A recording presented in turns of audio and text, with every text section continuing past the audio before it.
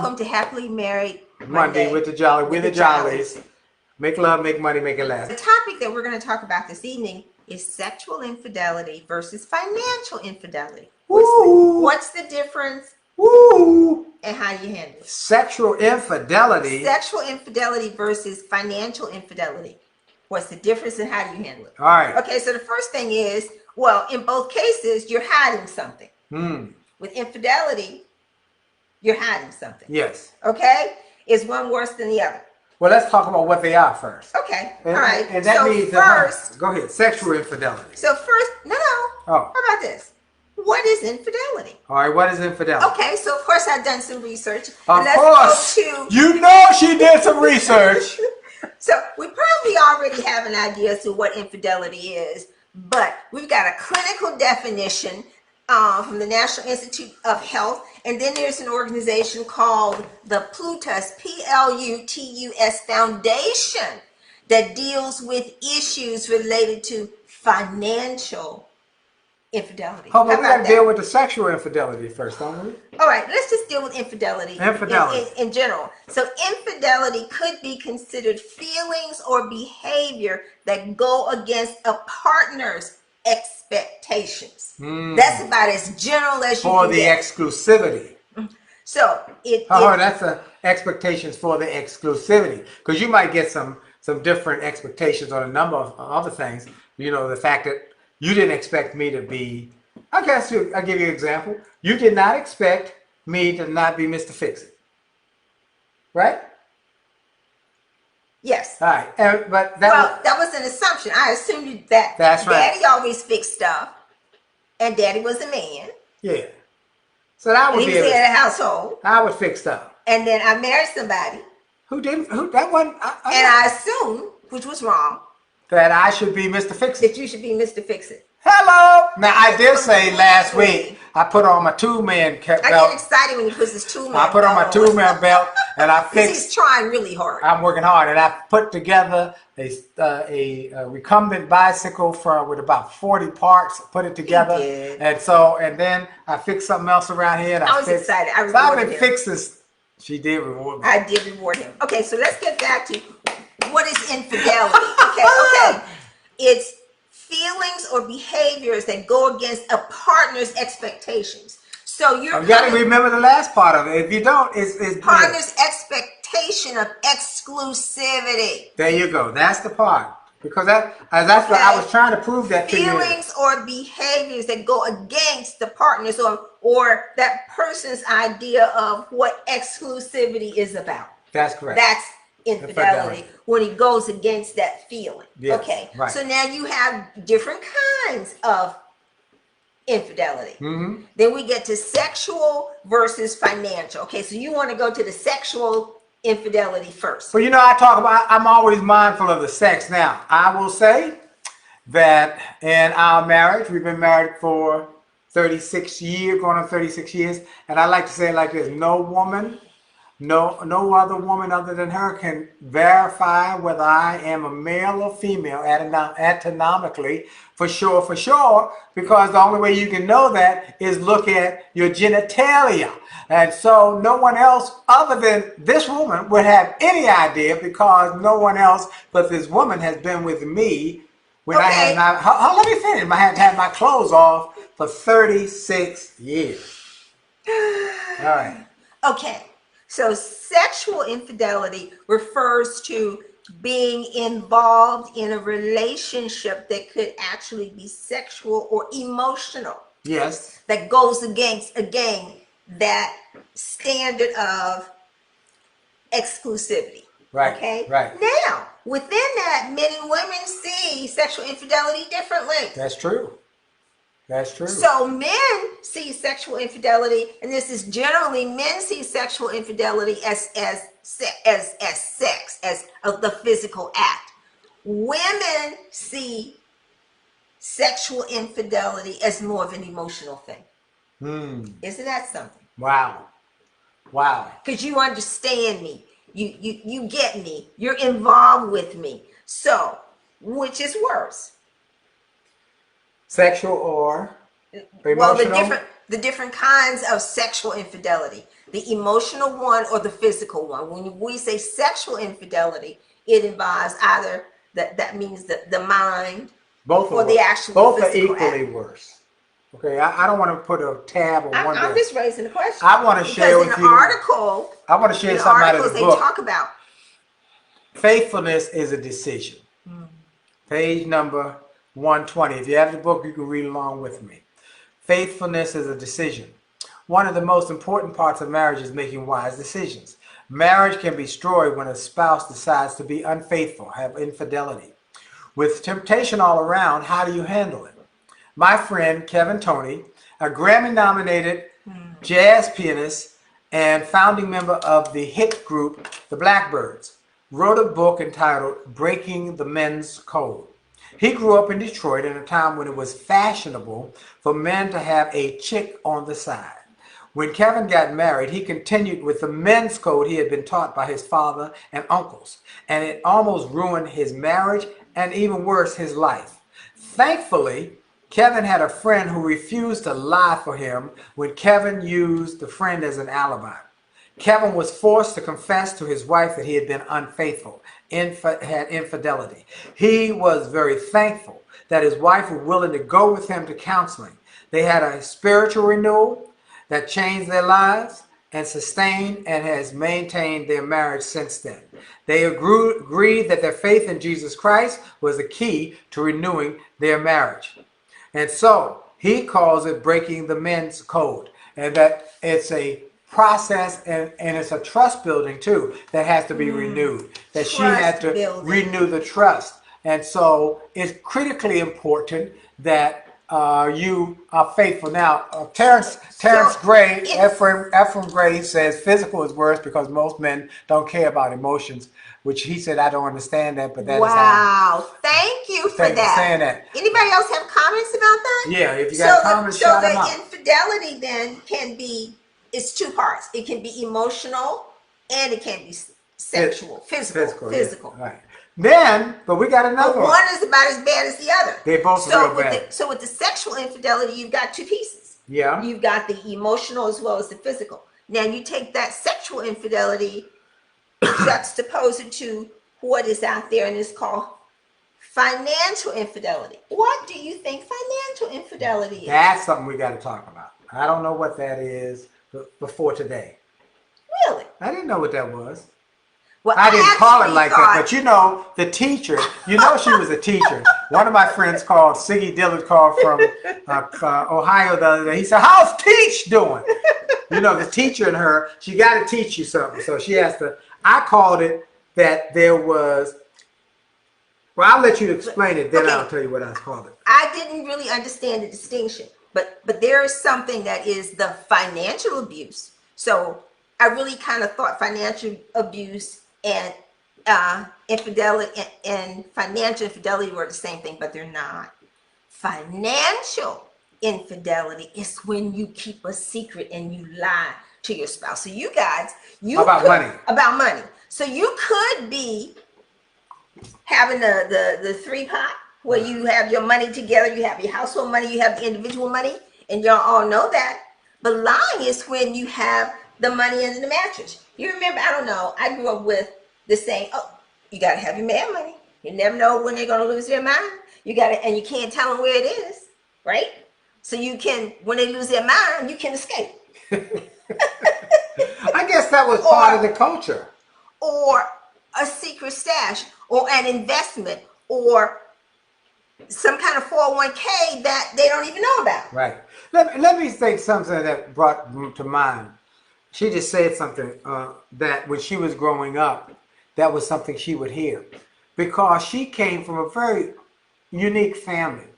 Her father and his two brothers married her mother and her mother's two sisters. So 3 brothers married 3 sisters. And they all lived in the same house. They all lived in the same house. Now, of the 3 brothers, one, her father, was the only one who was faithful to his wife. I think he was afraid of mama. That probably is true.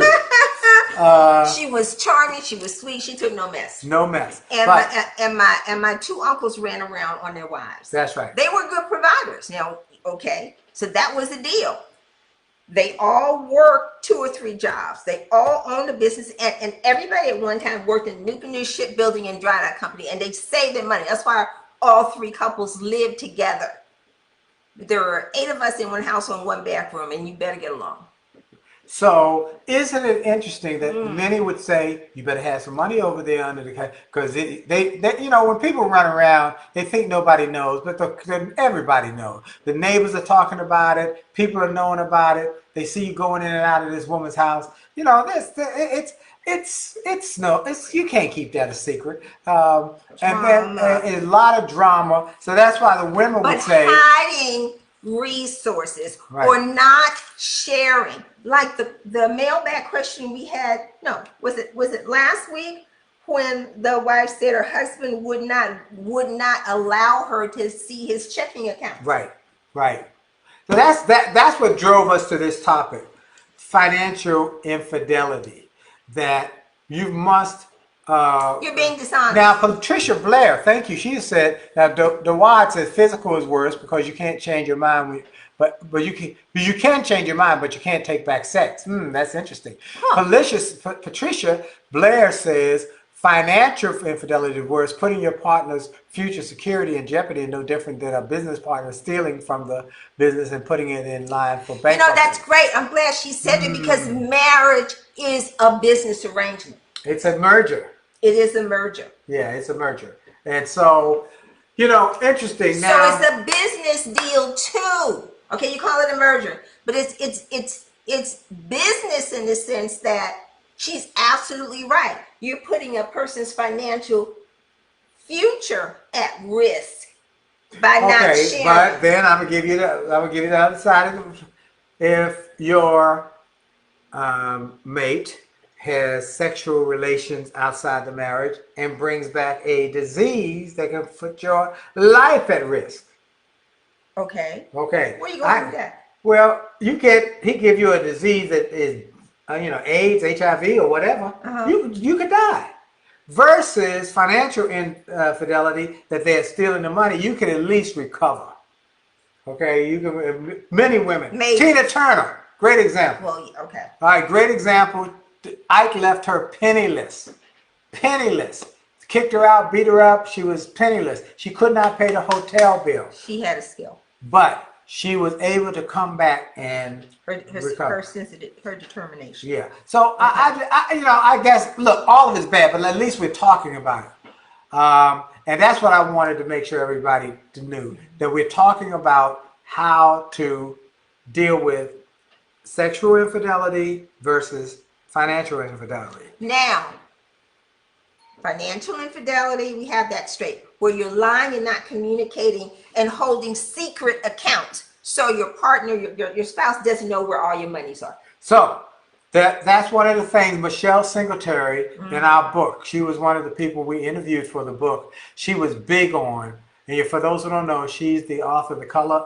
She's the Color of Money. She's the Washington Post financial correspondent. She's the correspondent. She's the host. She's the she's a correspondent with the Washington Post as well as other things. But she's the her column is columnist with the Washington Post. The Color of Money. Color of Money, and she is an expert on financial affairs. She said it's critical that you do not have secret accounts in your marriage. It is critical that you do not have secret accounts or you withhold information, because it can kill your trust. But you know what? Again, I was going to say that leads to distrust, or you're distrustful of your partner. Then you have to get to, why am I distrustful? That I'm not willing to share where all my dollars are. This is an interesting one. DeWad said, Dawood Sanders, I was called deceitful about finances. When we moved, it was a struggle, so I chose to help pay our bills instead of my credit cards. My credit dropped, and I didn't care because I thought it was good to choose us over me. However, when it was time to buy a house and my numbers were low, when your credit card. So here's the lesson there. That's a great piece. a great point. I have to talk over every major financial issue with her. The reason that married men statistically live longer than single men is because they can have someone else to handle part of the stress. So rather than me trying to make, and I think that Brother Sanders, that probably is the result of a conditioning that I'm the man, I got this, I'll take care of the bills, I'll do whatever it takes because I'm the man and I'm a man up and take it. I applaud that. Here's the thing though, this is my partner. And so for me to not talk to my partner, I'm taking a less of an advantage of a brilliant mind. The reason I married her was because she was brilliant. Now, she was good looking and all of that, but she was brilliant. And so I said, I want that mind to be part of my life. And we built a business together because of that. And so that's a lesson I learned. And that's a lesson that many of the people who we are interviewed in the the book talk about the fact that we should make and take full advantage of the relationship. You married somebody who's your co-partner. That we're working here. But I think you have to learn to talk to each other and kind of feel each other out. Yeah. Because sometimes when you're saying, well, I got this, you don't really know. Maybe they could have gotten it too. Yeah. But is it your pride or something that's preventing you from sharing? Stephen Bullock talks about the fact that he was divorced. He met one of his college attorney. He met one of his college friends from years. They would just saw each other on the street. She had never been married, and he was going through a divorce or had been through a divorce. A healthcare consultant, like for cancer, and it was a big income earner. And so they were doing the deals and and he had a deal that was going to be a big money maker, but he had to wait for it, and he was spending to work on this deal, and he exhausted all of his business funds, his personal funds, and one day he said, I need help, I don't know what to do. Well, he talked to his wife, I need to talk about something. She said, why didn't you come to me in the first place? And he said he learned a lesson there that it's his. She said, I got that. She wrote him a check for $100 grand and said, here, I got you. Don't worry about it. I got you. And so improve communication. So I think the hardest part is starting. Brother Sanders said, he said, I was so wrong. I was wrong. And that's right. You know what? That's a good thing, though. We learn from each of these experiences. And then you're willing to admit it. You know, one of the things that we're going to do, a part of our mini retreat, is that we'll have an opportunity to actually do some goal setting, because I think that's something that we as couples don't talk about enough. Now, we do goal setting because we do business too, which our personal affects the business and the business affects the personal. But how many of you actually sit down and go through goal setting as a couple? What are the goals for you as a couple for the next year, for the next quarter? Right. That is very important. And again, it's learning how to talk to your mate. And sometimes we don't know even where to start. So two things come to play here. Sexual infidelity, financial infidelity.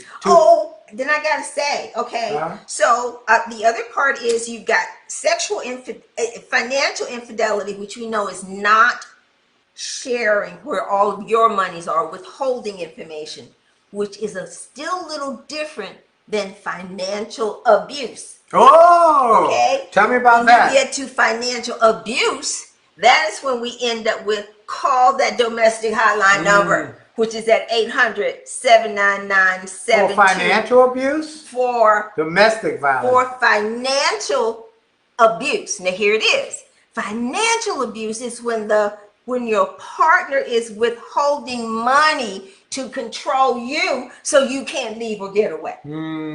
Okay? You know, I just did a PSA. Do you understand? Yeah. That's what the PSA was? That was about, the PSA was for a friend of mine, Tony Upson, asked me to do a PSA. He asked me to do one, of JB from CBS Sports, to do a PSA to talk about his new nonprofit. And he said that domestic violence is up in America. And one of the biggest challenges is women who leave because of domestic violence, but have to come back because of financial. That is what the research shows. Wow. That the financial abuser is able to control the individual because they have access to all the purse strings. They may dole out. In some instances, you marry someone and they're like, I don't want you to work. Mm-hmm. I bring in all the money. We talked about that. Yeah. That's financial abuse, and then you have no option. Mm-hmm. They control how much money, the grocery money, what you can buy with this, everything, and you have no money. So they get to treat you any kind of way, and you can't leave. If you attempt to leave, where are you going to go? Right. You have no money, no credit cards, nothing. And those women people, sometimes they're men, much less. Yeah. But they end up in shelters because they have nothing. Wow. And they end up in shelters with their children. So wait. So that is very important. This financial abuse, that's what's going on there. So if that is the case, or you think you know of somebody who's in that kind of situation, that's when you call the National Domestic Violence Hotline at 800-799-7233. Say it again. 800-799-7233. It is becoming rampant. Yeah. Every day. And as we move into the closer closed quarters and people cannot get out, COVID is spreading, people are getting angrier, they're not patient. And they often take their frustrations out on the people who are right there. Right. So let's see a couple of comments I got to get real quick. Okay. Scarlett Hart, my dear friend, said they do goal setting on a 5 to 10 year basis because she said, I love many of the ideas I've seen on home improvement shows to make our home into a staycation. Okay, great. Nice. Many have gone through some real tough times with these financial. Someone asked about abuse, that not just physical abuse, financial abuse, but emotional abuse. And I think that whenever you have something where you're lording over somebody, that you have a ability or potential to abuse that situation. And so it has to be, as we talk about in the book, sharing the power. We just had, he sent me a text message. He's the #1 divorce attorney in Maryland, in the state of Maryland. We had dinner with several years ago. He and his wife, we had dinner. They've been married for 50 years. And he said, people wonder how I stayed married. He said, I see all of these divorces for stupid reasons. And they could have stayed together if we had been able to share them. But I make my living from them coming to me and saying, I want a divorce. Now, he drives a Bentley. He does very well. But he said, here's the secret to the fact that I and my wife, Linda, have not had a divorce. We share the power. That's what I want all of you to do. Dee and I, that's the takeaway for tonight. Share the power. Share the power. Now, what does that mean? Now you got to tell me what that means. That means quickly. Quickly. That you, in sharing the power, is that you make a commitment that each one of you is an important part. You are partners in this. It's not me having the money, me having the power, me having the resources, and you having nothing. We are partners. We share it. So I think that comes down to mutual respect and trust. Trust and communication. Communication, trust, and respect. And we want to say, one of the things we do when we disagree, which we do, we don't take a long time to apologize or get over, to got to be right. That's not smart. If you want peace, how many of you want peace in your marriage? How many want peace in your household? How many want peace in your marriage? How many want that? Y'all want that? Hands up, feet up. Now, if you want peace in your, you can't be having all this arguing and all of these disagreements. So what do? You say, somebody say you hurt my feelings, or you said something I didn't like the way you said. Take a breath and say, I'm sorry. You know what? Right. I think we all have to work at being unselfish. Yep. If we're each unselfish, yep, what a wonderful relationship it would be. And a sense of humor. Yep. Huh? What do you think about that? Yep. Look, what did Rodney Ellis say? That was a great quote. Rodney Ellis quote. What was that quote? Rodney said, He said about being selfish. He said that marriage will teach you how to be unselfish over and over and over again. And how to be mindful of the other person. So we want you to be mindful of your mate. We want you to be mindful of being kind to them. We have been married all this time, and we were talking about today the fact that we're in the house for months. We've been in the house, just the two of us, since March. Mm-hmm. And we just grooving. And we appreciate each other. We really do. And as we talk to people, and we're together all day long, working together. Sometimes we don't appreciate how much we enjoy being together until we hear of people who are alone and don't have anybody to Oh yeah, we had somebody come by the other day who said it was really tough being alone, and we said, wow, we got peace. We got peace, and we're grateful. That's what we want for you. That's what we want. That's what we wrote the book. Peace and loving relationship. That's what we wrote the book for. We want to save 1 million marriages, enhance 1 million more, and so we want everybody who does not have the book to go get a copy. Make love. Get the free chapter. Get the free chapter. Go to jollymarriage.com. That's why we wrote it. Go to jollymarriage.com. Get the free chapter, and then if you get, you really want to get your marriage together, get the whole book package, the whole thing, the book.